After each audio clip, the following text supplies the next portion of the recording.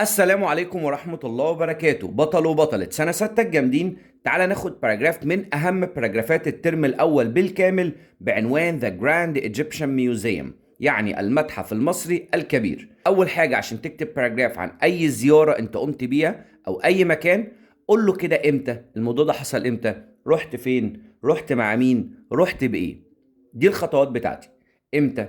yesterday أو last week، أي وقت أنت عايزه بس خليه في الماضي. I went to the Grand Egyptian Museum. أنا رحت للمتحف المصري الكبير. مع مين؟ With my family، مع أسرتي. قول له رحت بإيه؟ We went by car أو we went there by car. رحنا هناك بالسيارة.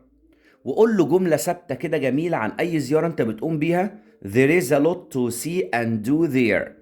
يعني ايه there is a lot to see and do there؟ يعني يوجد الكثير لتراه وتفعله هناك. انت بتوصف المكان بوجه عام. وابدأ بقى اتكلم عن الميوزيوم بقى شوية بقى. هتقول له the museum is a nice place to visit. خلي بالك انا مختار لك اسهل الجمل اللي تقدر تتكلم بيها عن المتحف. The museum، المتحف، is a nice place، ده مكان رائع، to visit، ان انت تزوره. وتقول له بقى انتوا شفتوا ايه هناك. we saw، احنا شفنا، ما بقولش سي بقى لان اي حركة انا بعملها بكتبها في الماضي على طول لان انا بادئ اصلا ب yesterday. we saw statues، احنا شفنا تماثيل، golden jewelry، مجوهرات ذهبية، and real mummies، ومومياوات حقيقية. وتقول له بقى ان المتحف ده بقى ماله بقى بيستخدم تكنولوجيا متطورة. it uses، بيستخدم. طب ليه ما قلتش used في الماضي؟ لان انا بوصف هنا المتحف مش بوصف اكشن انا عملته. it uses modern technology، بيستخدم تكنولوجيا متطورة، like smart screens، زي الشاشات الذكية. ليه؟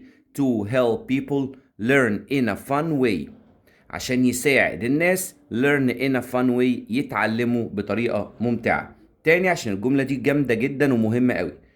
It uses modern technology like smart screens to help people learn in a fun way. واعمل الختام الجميل ده مع اي رحلة انت بتروحها او اي زيارة تنفع طالما انت بتتكلم في الماضي. هتقول له we had a nice time there، يعني احنا قضينا وقت جميل هناك. it was a wonderful day، يعني كان يوم رائع. جملتين سهلين تقدر تختم بيهم على طول. we had a nice time there، it was a wonderful day. وانا بحبك جدا جدا، وخلي بالك الباراجراف ده مهم جدا، احتفظ بيه.